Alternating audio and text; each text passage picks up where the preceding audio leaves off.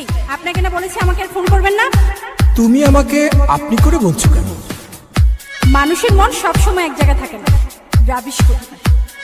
মাইয়া মানুষের মন আজকাল শেয়ার বাজারের মতো উঠানামা করে। হ্যাঁ, হ্যালো ডার্লিং, কেমন আছো তুমি? ভালো, কিন্তু অনেকক্ষণ ধরে তোমার নাম্বারটা বিজি পাচ্ছি। আর বলো না, অচেনা একটা নাম্বার থেকে আমায় ভীষণ বিরক্ত করছিল। রাখো তো ওসব কথা, তোমার সাথে কখন দেখা হচ্ছে সেটা বলো। ভীষণ মিস করছি তোমায়।